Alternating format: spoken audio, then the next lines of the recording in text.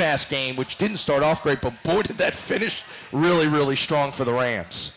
Yeah, I mean, UMass has got a really good team, very talented. You know, there were some mismatches there because they had great size, and some of our lineups don't. I thought they really did a nice job in the first half coming at us, but over the course of the game, our style of play was able to really take effect, and second half was a lot of fun. You had a tremendous run there at the start of the second half, and everybody wanted to know what you said at halftime. It wasn't anything profound or emotional. It was more tactical?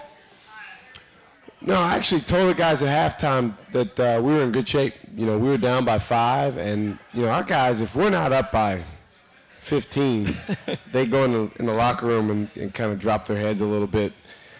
You know how all of us, I think, players, coaches, fans, everyone that follows the team has a certain scenario that they would love to see occur in the game. But the reality is the other team's got a scenario too, and usually theirs isn't the same as yours. So at halftime, you know, we just told the guys we liked where we were. We weren't shooting the ball particularly well, but we liked that the game was going up and down. We thought that over the course of the 20 minutes in the second half, we'd be able to wear them down and tire them out. Chaz Williams was such a big key for them that we thought we'd be able to tire him out, and we did. It was a really great win. Then you follow that up. You come back home on Saturday, and you really take care of business against a George Washington team that you know, hung around early, but you guys really just kind of ran them out. Well, they're a dangerous team, and they've played some teams very, very tough. They've beaten some teams by wide margins. The game before us, it was a one-possession game against Butler at their place, so we definitely knew that we had to bring our A game against GW. The guys did a nice job. And the home crowd was terrific. So those were 2 games that you know, we felt good about and took care of business. And you know, obviously the next game after that was St. Louis. You know, it was our worst game of the year. But I also think, Greg, I think, you know, when you're from VCU and you're thinking from the perspective of VCU, it's important to give credit to St. Louis. They did the same thing to Butler that they did to us. They've done the same thing to a lot of teams in their home building. Would love to have another chance to play them maybe somewhere other than the Chaffetz Arena. But, you know, they played well. We didn't shoot the ball well. We missed a lot of layups, missed a lot of open shots. Honestly, I think that got to us a little bit mentally, got to our guys and affected us, and it snowballed a little bit.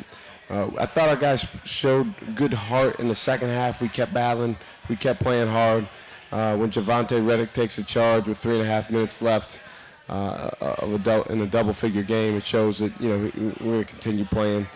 That's never been an issue with our guys, but obviously, you know, we want to play a lot better than we did. And, you know, you guys, there was a great stat from Scott Day and Mike Litos.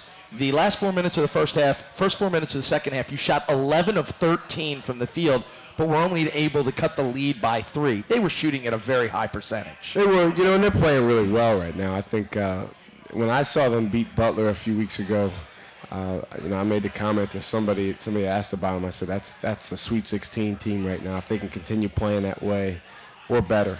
And you know, they've really done a nice job mixing some terrific guard play with some hot shooting with some veteran big guys. But, you know, all that being said, we've got a lot of things that we want to do better, and we worked on that today. We're going to continue to work on that. We got another tough road matchup on Saturday at Xavier.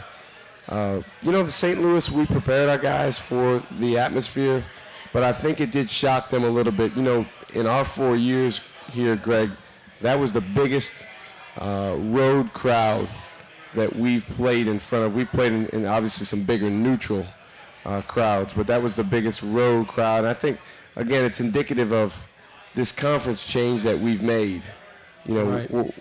No disrespect to CAA teams, but, you know, we're not going down the road 45 minutes or up the highway a couple hours and playing in front of a few thousand people, half of which are our fans. We're playing, you know, at St. Louis in front of over 10,000. This Saturday at Xavier in front of over 10,000. So yeah. That's a change, and I think at the end of the day it's good, but it's something that our guys need to adjust to. Do you get the feeling that they're not just playing and getting hyped, for VCU, the A-10 rival, VCU first place, but VCU the brand, the Final Four program. Yeah, no question. I mean, I told our guys, you know, we've had articles in Sports Illustrated, ESPN, the magazine. You know, we've been ranked at times this year, and, you know, all that does is provides motivation for the other team. It's great for, you know, for fans and for people that follow our program, and I think our players deserve it, and it's something that they'll always be able to look back on. But make no mistake about it, if we see an article on someone else and a bunch of shiny pictures of them, we're going to use that as motivation, and that's what teams are doing with us. But it still comes down to us controlling what we can control with our game plan and our approach. I want to ask you just about two quick players before we go to our first break. One, the return of DJ Haley. Yeah, I mean, to me, DJ was never really gone. He was gone for, you know, a few days, and he missed a game. But he needed to sort some things out in his mind, and it's good to have him back. Now what we need to do is really get him back to playing his best basketball, which, you know, to be honest, he hasn't been able to do much at all this year. I think the Alabama game, he played at a very high level. But, you know, it's just been a handful of times where he's been able to be DJ.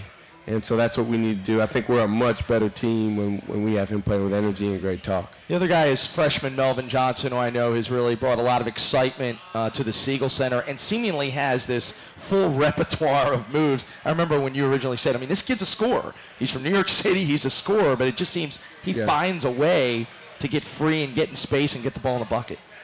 Yeah, other than Travion Graham, he's the best scorer on our team. Now it's just a matter of him as a freshman figuring out, you know, the different ways in which he can help the team in addition to scoring, and also with his shooting being more and more ready to shoot the ball when he catches it. He had a long stretch where he didn't make a shot from outside because he just wasn't shot ready, as we call it.